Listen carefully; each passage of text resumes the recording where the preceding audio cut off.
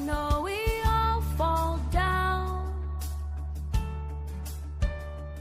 every now and then.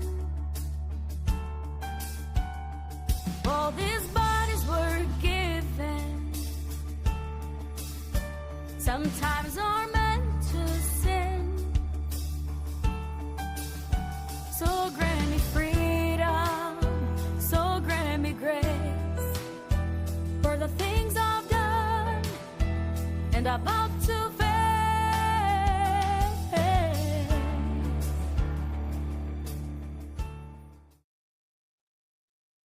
Well, welcome back to a live edition of Redeemed by Grace Fellowship as we once again do our question of the week. We are so glad you're here, and thank you for all you that sent in a suggestion for the question for this week.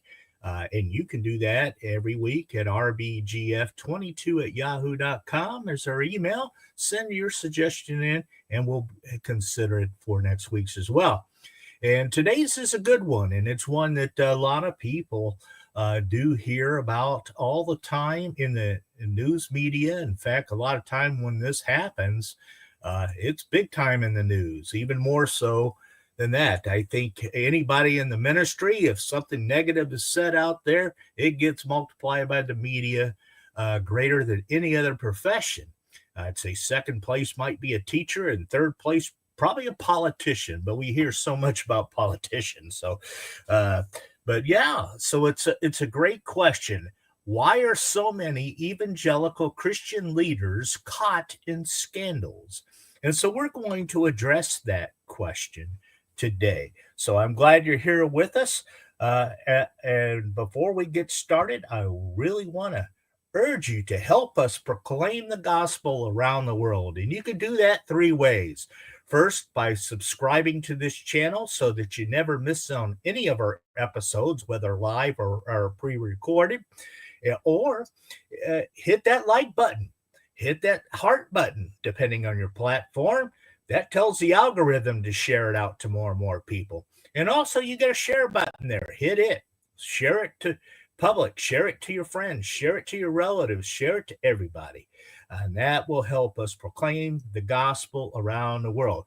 You'll find Redeemed by Grace Fellowship on YouTube, Facebook, Rumble, Instagram, X, TikTok, Truth Social, Blue Sky, LinkedIn, Threads, and Spotify. And you might find us on a few others out there that we're trying out. But hey, make sure that you just go to each one of those platforms that you use in your social media and find us, like us, and bring us aboard and help us proclaim the gospel around the world. We thank you for that. We thank you for that. All right, well, let's get into this question here that we have. Again, why are so many evangelical Christian leaders caught in scandals? Well, first, it's important to point out that so many isn't an accurate characterization. You see, it may seem like many evangelical leaders are caught in scandals, but this is, again, is due to the vast amount of attention it gets in the media when scandals are given. And there's thousands of evangelical Christian leaders, pastors, professors, missionaries, writers, and evangelicalists who have never participated in anything scandalous. But the vast majority of evangelical Christian leaders are men and women who love God, who are faithful to their spouses and families and handle their activities with the utmost honesty and integrity. And the failures of a few shouldn't be used to attack the character of all.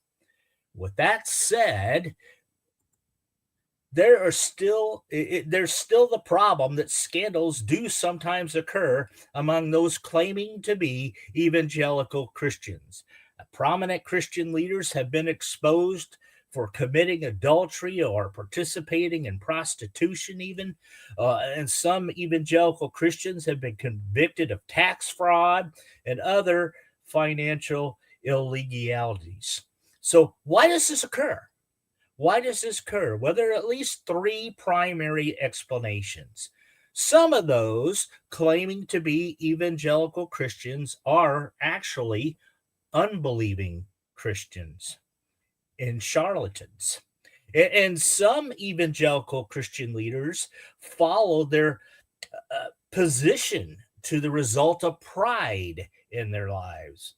And Satan and his demons more aggressively attack and attempt those in Christian leadership because they know that a scandal involving a leader can have a devastating results on both Christians and non-Christians alike. And so some of the evangelical Christians who are caught in scandals are unredeemed imposters and false prophets. And Jesus warned to watch out for false prophets because they come to you in sheep's clothing, but inwardly they are ferocious wolves. And therefore, by their fruits, you will know them. We learn that from Matthew chapter 7.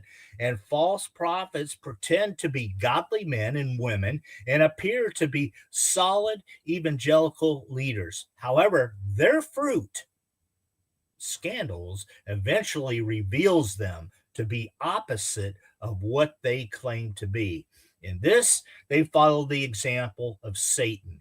And no wonder, for Satan himself masquerades as an angel of light, it's not surprising then that if his servants masquerade as servants of righteousness, their end will be what their actions deserve. 2 Corinthians chapter 11. So the Bible makes it clear that pride goes before destruction, a haughty spirit before a fall. Proverbs 16. And James chapter 4 reminds us that God opposes the proud, but gives grace to the humble. And the Bible repeatedly warns against pride. And many Christian leaders begin ministry in a spirit of humility and reliance on God. But as the ministry grows and thrives, they're tempted to take some sort of glory for themselves.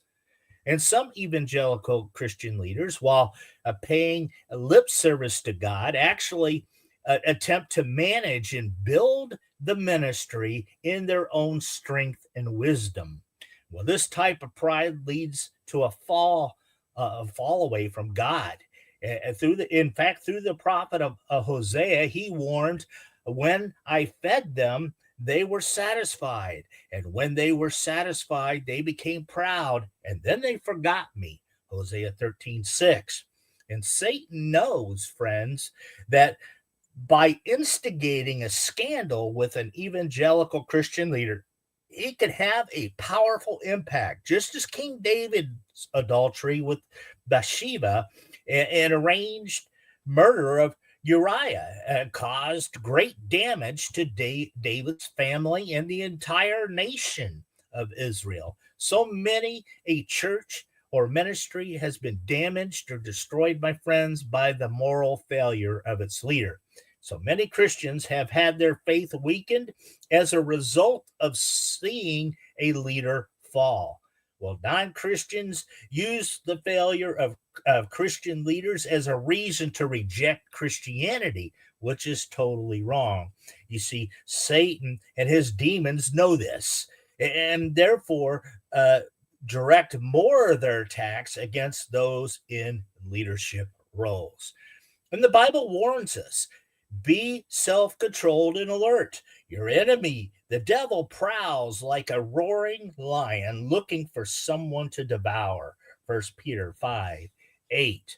So the question is, how? How are we to respond to that when evangelical Christian leader is accused or caught in a scandal? Well, first of all, one of the things we need to do is we're not to listen or accept baseless and unfounded accusations. We see that in Proverbs 18 and 1 Timothy 5. But we're to take appropriate biblical measures to rebuke those who sin. In Matthew 18, we see that in 1 Timothy 5. And if the sin is proven and severe, permanent removal from ministry leadership should be enforced. And we see that in 1 Timothy 3. But we're also to forgive those who sin. See that in Ephesians 4, Colossians 3. And when repentance is proven, we need to restore them to the fellowship. Galatians 6 and 1 Peter 4. But we might restore them to fellowship with us, but not to leadership. And so to be faithful in praying for our leaders, we need to be about that and knowing the problems that they deal with, the temptations that they suffer, and the stress that they must endure. We would be praying for our leaders and asking God to strengthen them, to protect them, and to encourage them. And most importantly, take the failure of an evangelical Christian leader as a reminder to put your ultimate faith in God, my friends, and God alone. God never fails. He never sins. He never lies. Holy, holy, holy is the Lord Almighty. The whole earth is full of his glory. Isaiah 6:3. All right. Well, that is our question of the week. I do want to invite you to join us for some of our recorded Bible studies. You have an ongoing lesson through the book of Revelation going on right now. We also have one through the Pauline epistles. We're going through those letters of Paul in chronological order from when they were written. And we're currently in Ephesians, so come join us for that. There's some completed studies out there. The Gospel of John in its entirety is out there for you. Our very first study was a walk through the book of Acts. Go check that out as well.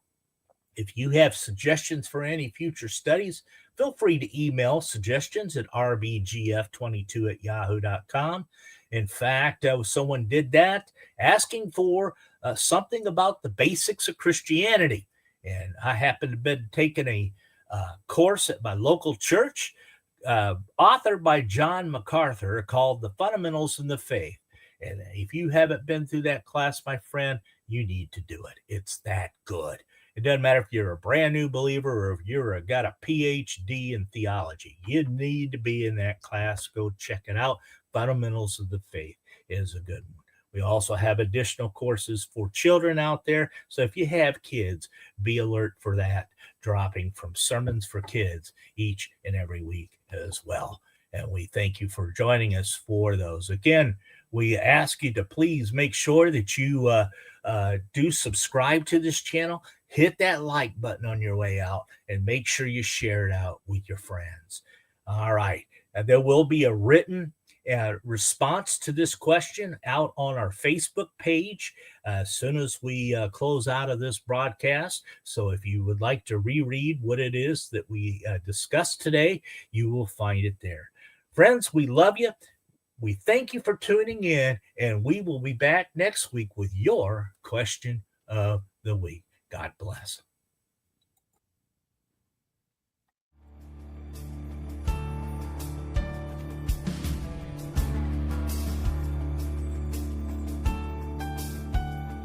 When your hope starts to fade